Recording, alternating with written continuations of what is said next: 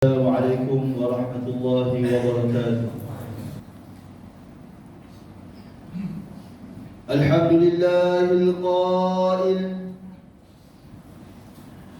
ونضع الموازين القسط ليوم القيامة فلا تظلم نفس شيئا وإن كان مثقال حبة من خردل أتينا بها وكفى بنا حاسبين. أشهد أن لا إله إلا الله وحده لا شريك له وأشهد أن محمدا عبده ورسوله. اللهم صل وسلم وبارك على سيدنا محمد وعلى آله وصحبه أجمعين. أما بعد، فيا أيها المسلمون اتقوا الله، أوصيكم وإياي بتقوى الله فقد فاز المتقون.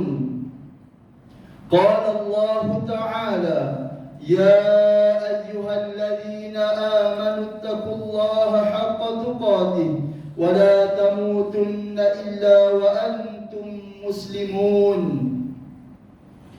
Muslimin yang dirahmati Allah Subhanahu wa taala sekalian, saya berpesan kepada diri saya dan para jemaah agar bertakwa kepada Allah Subhanahu wa taala dengan melaksanakan segala perintahnya dan meninggalkan segala larangannya. Mudah-mudahan kita menjadi hamba Allah Subhanahu wa taala yang diridai di dunia dan di akhirat. Pada hari yang mulia ini, mimbar akan membicarakan khutbah bertajuk Islam Agama Kasih Sayang.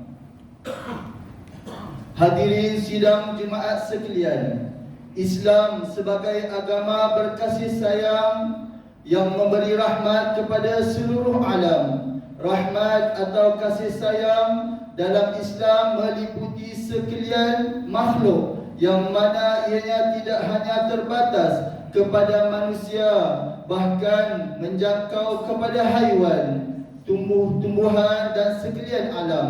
Islam merupakan agama yang sebenar-benar memerintahkan penganutnya untuk saling mengasihi dan menyayangi sesama makhluk.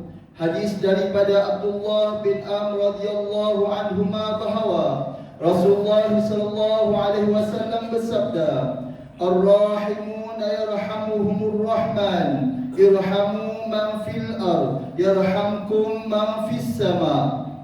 Orang-orang yang penyayang itu dikasihi yang maha penyayang, maka sayangilah makhluk yang ada di bumi, nescaya kalian akan disayangi makhluk yang ada di langit. Riwayat At-Tirmizi. Syekh Nawawi Al-Battani dalam kitabnya Nasa'i Al-Libad sewaktu menghuraikan hadis di atas menyatakan bahawa orang-orang yang penyayang kepada makhluk yang ada di bumi, yaitu manusia dan haiwan, beliau menyarankan agar menyayangi semua makhluk,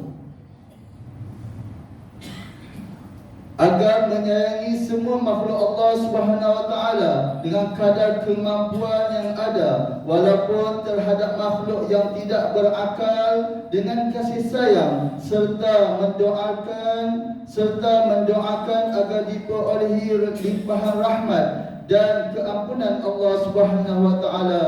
Dengan itu kita hanya mendapatkan kasih sayang daripada penduduk langit, yaitu para malaikat yang mana jumlahnya melebihi penduduk bumi. Al-Mubaghfuri menukilkan huraian At-Tibi dalam kitab At-Tuhfat Al-Ahwazi terhadap hadis yang sama, bahawa beliau menyatakan lafaz makhluk yang ada di bumi, iaitu man fil ard, meliputi semua jenis makhluk. Maka berkasih sayanglah kepada orang yang baik mahupun kepada yang tidak bermoral, fajir, orang yang berakal, ataupun juga kepada orang yang jahil, dan kepada binatang liar atau burung. Hadirin yang dikasihi Allah Subhanahu wa taala, berkasih sayang atau berbuat baik terhadap haiwan adalah ibadah kepada Allah Subhanahu wa taala. Banyak nas yang menunjukkan ianya dihitung sebagai amal kebaikan, bahkan boleh menjadi sebab kepada keampunan dosa, mengampunan dosa dan amal kebaikan, bahkan boleh menjadi sebab kepada pengampunan dosa dan peningkatan darjat di sisi Allah Subhanahu wa taala. Hadis riwayat Abu Hurairah radhiyallahu anhu bahawa Rasulullah sallallahu alaihi wasallam menceritakan seorang lelaki kehausan yang sangat, lalu turun ke perigi mendapatkan air. Ketika keluar dari perigi dilihatnya seekor anjing menjelurkan lidah menjilat-jilat tanah kehausan. Kasihan terhadap haiwan tersebut, lelaki tadi turun kembali mengisi air dalam kasutnya, kemudian digigit lalu dibawa naik ke atas dan diberikan anjing itu minum. Usaha murni ini yang dibuat oleh lelaki itu menyebabkan dosanya diampunkan. Bahkan dalam riwayat Abdullah bin Dinar serta Ibnu Hibban menyatakan lelaki tersebut dimasukkan ke dalam syurga kerana usahanya. Para sahabat yang mendengarkannya kisah ini bertanya kepada Rasulullah sallallahu alaihi wasallam, "Ya Rasulullah, wa inna lana fil bahaimi ajra." Qala, "Fi kulli kabadin ratbatin ajr." Wahai Rasulullah, apakah kami mendapatkan pahala dengan berbuat baik kepada haiwan? Baginda sallallahu alaihi wasallam menjawab, pada setiap yang bernyawa ada pahalanya. Riwayat Al-Bukhari. Sebaliknya, siapa yang tidak berbuat baik terhadap haiwan serta menzalimi boleh menyebabkan kepada kemurkaan Allah Subhanahu wa taala dan masuk ke neraka. Hadis riwayat Al-Bukhari daripada Abdullah bin Umar radhiyallahu anhu bahawa Rasulullah sallallahu alaihi wasallam menceritakan seseorang wanita dimasukkan ke neraka kerana mengurung seekor kucing tanpa diberikan makanan dan minuman sehingga mati kelaparan, tanpa dibiarkan ianya bebas mencari makanan sendiri, enggan menangkap serangga. Hadirin yang dirahmati Allah Subhanahu wa taala sekalian, penguatkuasaan Akta Kebajikan Haiwan 2015 Akta 772 yang mengenakan hukuman keras terhadap termasuk penjara kepada yang bersalah menzalimi haiwan di negara ini masih lagi dilihat belum berjaya membendung penganiayaan terhadap haiwan. Akhbar Sinar Harian 26 Mac 2023 yang lalu mencatatkan kes kezaliman terhadap kucing seperti berikut. November 2019, tular video seorang lelaki memasukkan seekor kucing bunting dalam pengering pakaian di sebuah dobi layan diri. Mei 2020, rakaman video memaparkan tindakan kejam sekumpulan wanita mendera dan memijak seekor anak kucing sehingga mati. Februari 2021, seekor kucing ditemukan mati dalam keadaan tragis dengan keempat-empat kakinya hilang, dipercayai dikerat individu tidak bertanggungjawab. Mac 2023, seorang lelaki tergamak menjadikan anak kucing menerusi pengambilan adoption sebagai hidangan ular sawah peliharaannya. Dan Mac 2023, puluhan rangka bangkai cebisan organ dan daging kisar dipercayai kes kezaliman kucing ditemukan di sebuah kondominium di ibu kota. Kes-kes di atas adalah khusus berkaitan kucing, namun wujud kes-kes kezaliman yang dilakukan terhadap haiwan belaan atau jalanan lain seperti anjing, bahkan terhadap haiwan liar di mana Akhbar Harian Metro 25 Oktober 2021 mencatatkan sejumlah monyet liar ditemukan mati dipercayai akibat diracun. Kezaliman terhadap haiwan berlaku apabila tidak diberi makan dan minum, ditinggalkan oleh pemilik yang berpindah, kurungan kotor, diikat dengan rantai yang pendek dan terdedah kepada panas serta hujan. Kaum muslimin yang berbahagia, sesungguhnya Islam telah menerapkan konsep ihsan, berbuat baik dan berkasih sayang dalam kehidupan terhadap sekalian makhluk. Umat Islam sejak pengutusan Rasulullah SAW yang disifatkan rahmat kepada sekalian alam telah bekerja ke arah membela hak asasi manusia dan haiwan yang telah dicabuli dengan pelbagai jenis pelanggaran seperti kehambaan, kezaliman, pembunuhan dan sebagainya. Ketika itu tidak ada orang lain yang menyedari perkara ini kecuali pada zaman kemudian di mana institusi, badan dan organisasi ditubuhkan bagi melindungi, pembela dan menjaga kebajikan haiwan.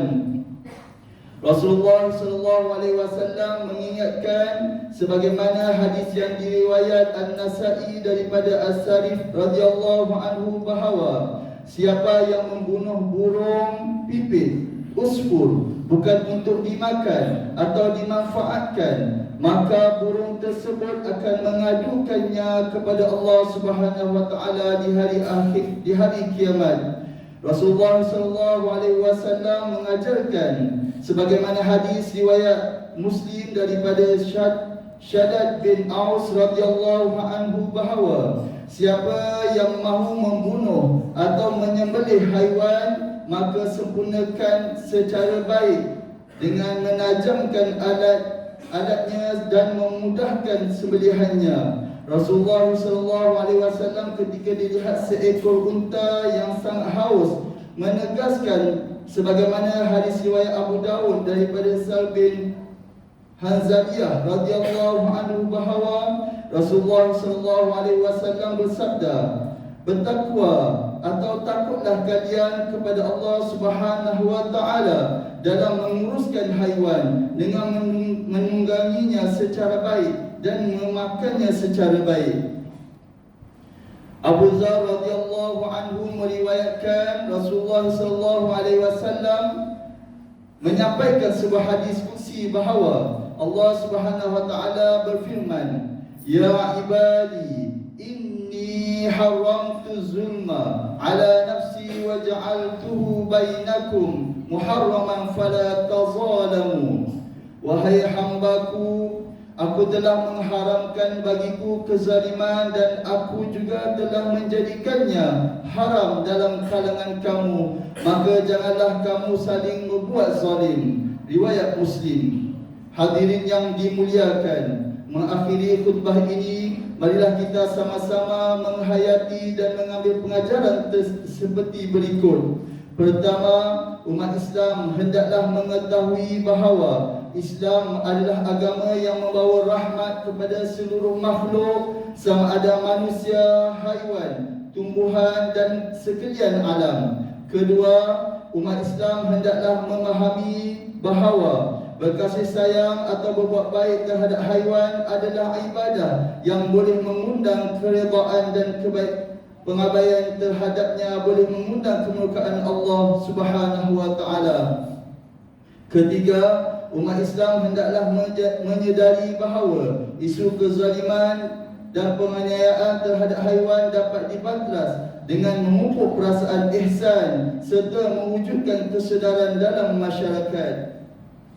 A'udzu billahi minasyaitonir rajim. Wa ma min dabbatin fil ardi wala ta'irin yatiru bi janahihi illa umamun amsalukum ma farratna fil kitabi min syai' summa ila rabbihim yuhsyarun.